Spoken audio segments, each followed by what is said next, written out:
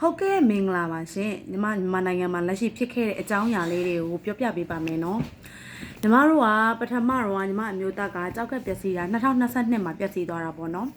2022မှာပျက်စီးသွားရင်ဆေးနဲ့ထိန်းလာပြီးတော့ညီမတို့မြန်မာနိုင်ငံကအထူးကုသမားတော့ဒေါက်တာဝေဖြိုးနဲ့ပြပြီးဆေးနဲ့ထိန်းလာပြီးတော့ညီမတို့က2025ခုနှစ်2025ခုနှစ်12လပိုင်းလကုန်လောက်ပိုင်းမှာအဲ့မှာကြောက်ကက်ကိုအရေးပေါ်ဆေးရတဲ့အဆင့်အောင်ရောက်သွားတာပေါ့နော်ပထမတော့2022မှာဒူဘိုင်းမှာသူကကြောက်ကက်ကို2လတာကုခဲ့တယ်ပေါ့2လတောက်လျှောက်ဆေးပြီးကုခဲ့တယ်မြန်မာနိုင်ငံကိုပြန်ရောက်တဲ့အချိန်မှာမဆေးရတော့ပေါ့နော်2022 4လပိုင်းကနေ6လပိုင်းထိသူဒူဘိုင်းမှာဆေးခဲ့တယ်6လပိုင်းမြန်မာနိုင်ငံကိုပြန်ရောက်တဲ့အချိန်မှာ2025 12လပိုင်းထိကိုသူမဆေးရသေးဘူး12လပိုင်းကိုရက်20နောက်ပိုင်းမှာသူဆေးရုံတက်ပြီးဆေးခဲ့ရတယ်ပေါ့နော်အဲ့ဒါလေးကိုညီမပြောပြတာပါပြီးတော့ညီမတို့2026တလပိုင်းကနေပြီးတော့4လပိုင်းလဲကြာအောင်ညီမတို့ကဒီအိန္ဒိယကိုကြောက်ကအစားထိုးဖို့ရောက်ရှိလာရပေါ့ပြောချင်တဲ့အဓိပ္ပာယ်မြန်မာနိုင်ငံမှာညီမတို့တွေ့ကြုံခဲ့တဲ့ဥစ္စာပေါ့နော်ညီမအမျိုးသားဆိုရင်အိန္ဒိယကနေပြန်ဒူဘိုင်းကနေပြန်လာပြီးတဲ့ကြောက်ကဆေးပြန်လာပြီးတဲ့ဒီမှာမဆေးရတော့ဘာတွေစားလဲဆိုအစားတောက်ရှောင်နဲ့အဓိက main ရတော့ကြက်သားကိုညီမတို့ကြက်သားကိုကြောက်ပြုံလေးနဲ့ပြုတ်စားတာများတယ်ပြီးတော့အချုံမုံနည်းနည်းလေးတစ်ခါကြာမပါဘူးပေါ့နော်စားနည်းနည်းငယ်နဲ့အဲ့လိုစားတာသူ2နှစ်လောက်3နှစ်လောက်ထိမ့်သိမ့်ပြီးစားတဲ့အခါမှာ4နှစ်မြောက်မှာတော့သူမစားနိုင်တော့အဲ့လိုမျိုးနည်းနည်းတိုးတက်ပြီးတော့စားတဲ့အခါမှာဒီလိုဆေးရတဲ့အဆင့်ရောက်သွားတယ်ပေါ့နော်သူထိမ့်ငယ်သေးတယ်ပေါ့အခုညီမတို့ပြောချင်တဲ့အဓိပ္ပာယ်ကအစားအသောက်ကိုကြောက်ကရာခိုင်နှုန်းကျနေတဲ့အချိန်မှာ15 16မှာဆွဲတင်လို့ရသေးတယ်20ကျော်တိဆွဲတင်လို့ရသေးတယ်အစားရှောင်ရမှာပေါ့နော်အစားကတော့တော်တော်ရှောင်ရတယ်ပေါ့ဆွဲတင်သွားနောက်ဆုံးမရတဲ့အစုံ30အောက်ပိုင်းကျမှဆေးရတာပါစီးစိတ်1200 1300ဆိုလဲဆေးရပြီပေါ့နော်ညီမပြောချင်တဲ့အဓိပ္ပာယ်ကလေအဲ့လိုမျိုးအဲ့ဒါကြောင့်မလို့ပြောချင်တဲ့အဓိပ္ပာယ်ညီမပြောချင်တဲ့အဓိပ္ပာယ်ကိုနားလည်မှာပေါ့နော်အားကြောင့်အစားအသောက်ကိုရှောင်လို့ရပါတယ်ရှောင်ရမယ်ပေါ့နော်ရှောင်ရင်တော့စီးစိတ်တွေလျော့တယ်တစ်အချက်နောက်ပြီးတော့ကြောက်ကက်ကပြန်တက်တယ်ခရစ်တင်းကလည်းအဲ့လိုအစားမရှောင်တဲ့ခါမှာ crit နည်းကပြန်တက်တယ်ပေါ့နော် crit တက်တာနဲ့ညီမတို့1200လောက်ဆိုရင်ဆေးရပါတယ်15 16 19ဆိုကြောက်ကရဲ့ရာခိုင်နှုန်း15 16 19ဆိုလဲ crit နေမတရားတက်ရင်ဆေးရပါတယ်ညီမအမျိုးသားကတော့ crit နင်းကိုသူကနောက်ဆုံးမှတက်သွားတဲ့ဥစ္စာ1300ကျော်တက်သွားတယ်ကြောက်ကရာခိုင်နှုန်းကကျတော့17နဲ့ပေါ့နော်အဲ့အချိန်မှာသူဆေးလိုက်ရတယ်ပေါ့နော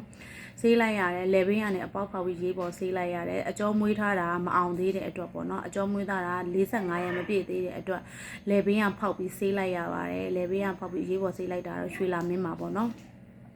အဲ့ရနေတောက်လျှောက်တစ်ပတ်ကို2ကြိမ်နဲ့ညီမတို့တောက်လျှောက်ဆေးသွားတာပေါ့ဒီအချိန်ထိပေါ့အိန္ဒိယရောက်တော့တစ်ပတ်ကို3ချိန်ဖြစ်သွားတယ်ပေါ့နော်အဲ့လိုဆေးပြီးတောက်လျှောက်ဝင်နေဖြစ်လာတာဆေးတွေလည်းဆရာဝန်သမျှအပတ်ချိန်တစ်ခါကြရင်အရန်ခရစ်နင်းတက်သွားပြီးတော့ကြောက်ကရာခိုင်နှုန်းကျသွားတဲ့အချိန်ဆိုရင်တစ်ပတ်2ပတ်ကို1ချိန်လောက်ဆရာဝန်ကပြန်ချိန်ပြီးဆေးကမ်းပြရတယ်ကောင်းနေတဲ့ချိန်ဆိုရင်1လ1ချိန်2လ1ချိန်3လ1ချိန်ထိခွဲခဲ့တယ်အဲ့လိုအချိန်ထိပြခဲ့ရတာပေါ့နော်အခုကတော့ညီမအမျိုးသားကနောက်ပိုင်းမှာဘလို့ဖြစ်သွားလဲဆိုတော့အဲ့ခရစ်နင်းက1300ကျော်ဖြစ်သွားတယ်ပြီးတော့ညီမတို့ကြောက်ကရာခိုင်နှုန်းကလည်း17လောက်မှာဆေးလိုက်ရတယ်ပေါ့နော်အဲ့လိုမျိုးမှာအရေးပေါ်ဆေးလိုက်ရတယ်အကျော်မွေးကကြိုးပြီးအကျော်မွေးထားပြီမဲ့ဒါမဲ့1လကျော်လောက်ပဲကြံသေးရဆိုတော့3ပြူကရက်လောက်လိုသေးရဆိုတော့လည်းပဲပေါက်လိုက်ရတယ်ပေါ့နော်အခုညီမတို့ဒီကိုလာဖို့ကိုလည်းမြန်မာနိုင်ငံဆရာဝန်တွေကအမျိုးသားထပ်ပြီးတော့ဆေးရုံတက်ကသေးတယ်ဆေးရုံတက်ကသေးတဲ့အပေါ်မှာဘာဖြစ်လဲဆိုတော့သူကရေကုံအောင် तू ကအားနေချက်ကအစာမစားဘဲနဲ့တော်ဆေးတဲ့အခါကျရေကုံစင်အောင်မထုတ်ဘူးပေါ့နော်မထုတ်တဲ့အခါကျတော့အဲ့မှာမထုတ်နိုင်ဘူးထုတ်လဲအရင်မျောကြအောင်မထုတ်တဲ့အခါကျတော့ तू ကဘလို့ဖြစ်လဲဆိုတော့အဆုတ်ထဲမှာရေဝင်နေပေါ့နော်အဆုတ်ထဲမှာရေဝင်နေနှလုံးနဲ့အဆုတ်ထဲကြားမှာရေရှိတယ်အဲ့လိုမျိုးတွေနဲ့တခါဆေးရုံတက်ပြီးဆေးရုံကနေညီမတို့ကလေစိတ်ကိုတန်းဆင်းပြီးအိမ်ကြီးအောင်လာရတဲ့အနေထားပေါ့အဲ့လိုမျိုးတွေဖြစ်ခဲ့တာပေါ့ညီမပြောချင်တာကအဲ့ဒီအချိန်မှာညီမတို့ကနောက်ပြီးတော့ကြောက်ကသမားတွေကလည်းအဓိက main ရလေဒီရောက်တော့မှဟိုမှာတော့တုံနည်းနည်းအစားရှောင်တဲ့သူများမြန်မာနိုင်ငံမှာတော့ဒီမှာတော့အစားမရှောင်တဲ့သူကအကုန်ဗလ6စီးတွေနဲ့ပဲကြောက်ကတည်းကဆေးဝါးပြီးတော့တောင်းမြေပဲလမ်းလျှောက်သွားလို့ရတယ်ပေါ့နော်အဲ့လိုအနေထားမျိုးတွေမြန်မာနိုင်ငံမှာကြောက်ကဆေးဘူးကနဲ့ချိနေပြီးတော့တက်စီနဲ့သွားတာတက်စီနဲ့လာတာအဲ့လိုတွေဖြစ်နေတာပေါ့ဒီမှာကျတော့ကိုယ့်ဟာကိုယ်လိုင်းကားဆေးပြီးလာတယ်ကိုကြောဘိတ်ကိုလွယ်ပြီးပြန်သွားကြတယ်သူတို့တွေကြည်ပြီးအားကြတယ်ပေါ့နော်အဲ့ဒါဒီကနေဘာတွေလောက်စားကြလဲဆိုပြီးတော့မေးတဲ့ခါကျတော့သူကနေတိုင်းပဲလက်တဆုပ်စားတယ်ပဲကိုလက်တဆုပ်အဲ့ပဲလက်တဆုပ်စားတဲ့ဥစ္စာပဲမျိုးစုံပေါ့ပဲထောပတ်မျိုးစုံကိုပဲလက်တဆုပ်ပဲစားတယ် နောက်ပြီးတော့ဒီမှာသွေးရကောင်းအောင်လို့ဆိုပြီးတော့တလဲသီးတစ်နေ့ကိုတစ်လုံးလောက်ဖြစ်ဖြစ်2ရက်ချတစ်လုံးဖြစ်ဖြစ်အဲ့လိုစားတယ်တစ်ပတ်ကို2လုံး3လုံးလောက်တော့စားပြည့်အောင်စားတယ်တလဲသီးစားတယ်နောက်အစီလေးဟိုမကဒေးမီးယားပုံစံမျိုးအစီပေါ့မကဒေးမီးယားတော့အရန်စိတ်တာပေါ့အဲ့လိုအစီမျိုးကိုတစ်နေ့ကို5စီ6စီအဲ့လိုမျိုးစားရတယ်ပေါ့နော်ရေစိန်ထားတာပဲနဲ့အတူစိန်ထားပြီးတော့ဒီရောက်တော့ညီမမျိုးသားအဲ့မှာဆိုရင်သွားစေးရင်လည်းတက်စီနဲ့ပြန်ရင်လည်းတက်စီနဲ့ဒီလဲရောက်တော့တက်စီကိုစီးကြအောင်လို့လိုင်းကားကိုစီးရတော့တယ်။နောက်လည်းဆိုအဲ့လိုမျိုးတွေဒီရဲ့ဥစ္စာစကားကိုတေချာတိုင်းနားထောင်ပြီးတော့ဗောနော်နောက်နွားနို့ဆိုလည်းတစ်ခွက်တောက်တယ်ဗောအများကြီးတော့မတောင်းနှစ်ပတ်နှစ်ရက်တစ်ခါဒါမှမဟုတ်3ရက်တစ်ခါအဲ့လိုနွားနို့တောက်တယ်ပေါ့နော်အဲ့လိုမျိုးပုံစံမျိုးလေးတွေတောက်ပါတယ်ညီမပြောချင်တဲ့အဓိပ္ပာယ်ကတော့အစာအာဟာရကိုမရှောင်ပါနဲ့မြန်မာနိုင်ငံမှာဆေးနေတဲ့သူတွေလည်းအစာအာဟာရကိုမရှောင်သေးခြင်းစားပါစားပြီးတော့ဆေးပါဘာလို့လဲဆိုတော့အစာအာဟာရဆေးနေတဲ့အတူတူကမထူးတော့ခန္ဓာကိုယ်မှာရှိတဲ့ဥစ္စာကိုသူကဆေးထုတ်မှာလေအစိတ်တွေရောရေတွေရောဆေးထုတ်မှာဆိုတော့မထူးတော့ဘူးဖြစ်တဲ့ပဲစားတဲ့အရာတွေကလွန်ကြုံမစားရအောင်ဒီမှာဆရာဝန်တွေကပြောတယ်စားတင့်တယ်လို့စားအလွန်ကြုံမစားနဲ့အလွန်အကျွံစားလိုက်ခြင်းရဲ့နောက်ဆက်တွဲဘေးထွက်ဆိုးကျိုးကအလွန်ကြုံပဲဖြစ်သွားမှာဥမာဆိုဒီရောက်တော့မှညီမတို့စပစ်သီးတွေပေါ်လို့ဆိုစပစ်သီးစားကြတာစပစ်သီးတွေတစ်ခါဝယ်တယ်ဆိုရင်1ကီလိုမှဘယ်လောက်မှမရှိဘူး60လောက်ပဲရှိရမြန်မာငွေနဲ့ဆို2500 3000ပဲရှိတယ်အဲ့ဒါဆိုရင်စတီးစလုံးအိမ်မှာစားနေကြစတီးစလုံးနဲ့အမောက်ရတယ်အဲ့အမောက်ကိုလေနှေးတိုင်းစားတာ4ရက်လောက်စားတာလူကောင်းအောင်ချွဲချက်သွားတယ်ကျမတော်ချွဲချက်သွားတယ်အဲ့လိုမျိုးအဲ့တော့ဆရာဝန်ပြောဘာပြောလဲဆိုတော့တန်တလောက်ပဲစားလို့ပြောတာလေတဲ့လွန်အောင်မစားရအောင်လွန်အောင်စားရင်ဘေးထွက်ဆိုးကျိုးကဖြစ်လာဥမာအဲ့လိုမျိုးပကံကြီးတစ်လုံးနဲ့စလုံးတစ်လုံးနဲ့စားမယ်အစားလက်တက်ဆုပ်စားလေးစပြည့်သီးစားမယ်နောက်တစ်ရက်ချားလောက်လက်တက်ဆုပ်စားလေးစားမယ်ဆိုဒီလူကဖြစ်ချင်မှဖြစ်မယ်စားချင်တဲ့အရာလဲစားလို့ရတယ်ပေါ့အခုကညီမတို့ကကြာတစ်ခါစားရင်ဘေးထွက်ဆိုးကျိုးဖြစ်အောင်ခါစားချပလိုက်တာအဲ့လိုမျိုးဖြစ်သွားတဲ့အခါကျတော့အခုဆိုရင်ငပြောသီးဆိုလဲအဲ့လိုစားပလိုက်တာငပြောသီးဆို3လုံးစားအိမ်ကအမျိုးသားအဲ့မှာတစ်ခါချွဲပါကြက်တယ်အဲ့လိုမစားနဲ့စားချင်တစ်လုံးစားပြီးသွားအဲ့1ရက်ချား2ရက်ချားလောက်ကိုစားချင်တဲ့ဥစ္စာလေးကိုတစ်လုံးစားအဲ့လိုအလွန်အကျွံကြီးကိုမစားခိုင်းတာအလွန်ကျွံစားတာနဲ့ဘေးထွက်ဆိုးကျိုးဖြစ်တော့တာပဲကြောက်ကဆေးနေတဲ့သူတွေအစာအာဟာရပြည့်ဝမှာဖြစ်မှာအစာအာဟာရပြည့်ဝအောင်လဲစားရတယ်စားတဲ့အခါမှာလဲအလွန်အကျွံမစားပါနဲ့သတိနဲ့စားပါ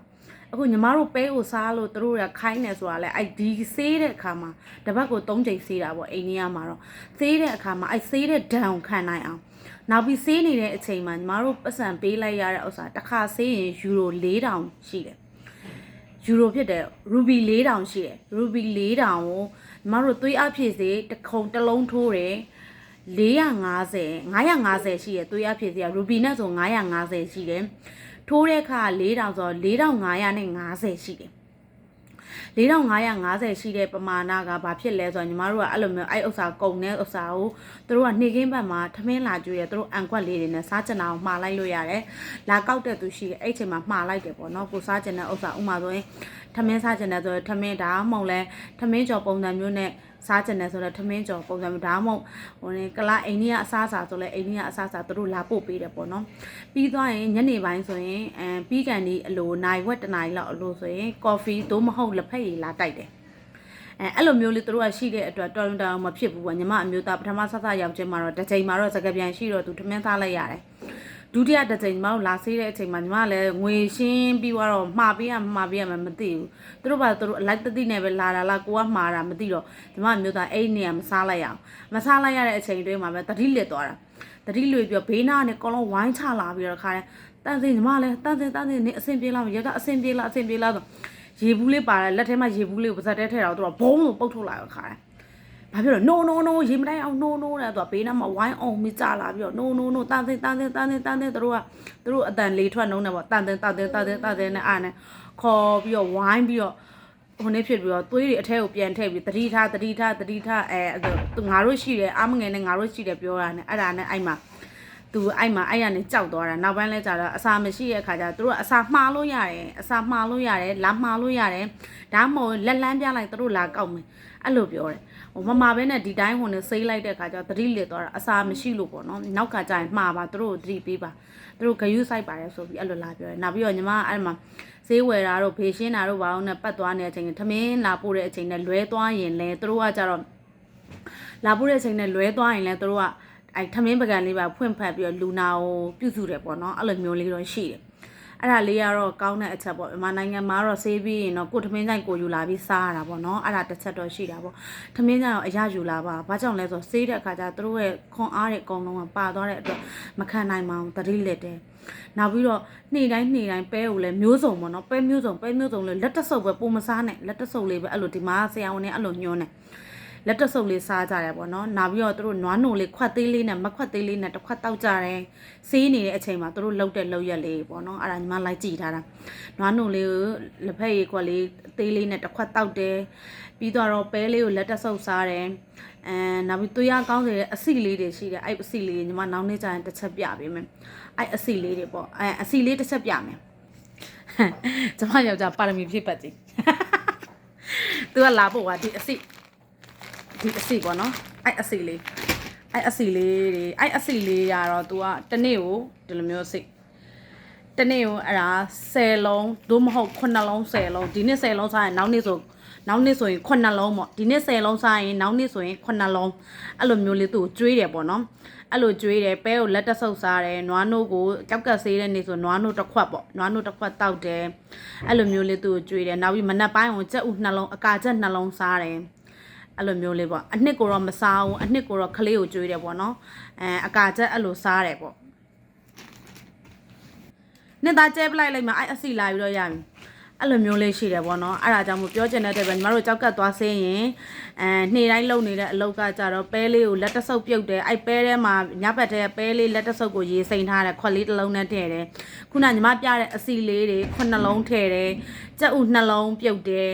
ပြုတ်ပြီးသွားတော့မှအဲ့လိုမျိုးကြောက်နှလုံးပြုတ်တယ်အဲ့ဒါလေးတွေအကုန်လုံးပြုတ်ပြီးသွားတော့မနေ့ပိုင်းကျရင်အဲ့ဒါလေးတွေစားတယ်ပြီးတော့ကြောက်ကဆေးမဲနေဆိုရင်တရချာမုံတချို့တွေကတစ်ပတ်ကို2ကြိမ်ဆေးတဲ့သူရှိတယ်3ကြိမ်ဆေးတဲ့သူရှိတယ်ဆေးမဲနေဆိုရင်အကုန်လုံးဆေးပြီးသွားပြီးတော့နွားနိုလေးတစ်ခွက်တောက်တယ်အားရှိအောင်ပြီးတော့ဆရာဝန်တွေကသွေးအားကောင်းစေးထိုးပါဆိုရင်ထိုးပါနော်ဘာလို့လဲဆိုတော့သွေးအားကျသွားရင်ကြောက်ကလဲမယ်လို့အစီအစဉ်လုပ်ထားတဲ့သူတွေဆိုရင်သွေးအားကျသွားရင်အဆင်မပြေဘူးနော်လဲခွင့်မရပါဘူးဘာလို့သူများသွေးကိုတွင်းရတဲ့အခါကျတော့လေအဲ့အကြောင်းအရာလေးသွေးသွင်းရတဲ့အကြောင်းအရာလေးညီမဆက်ပြောပြမယ်နော်ညီမအမျိုးသားလည်းသွေးသွင်းခဲ့ရတဲ့အကြောင်းအရာလေးကိုပြောပြမယ်နော်ကျေးဇူးပါညီမဒီလောက်ပဲပြောပြပါမယ်ရှင်သွေးသွင်းမဲ့အကြောင်းအရာကိုနောက်တစ်ပတ်ကိုပြောပြပါမယ်နော်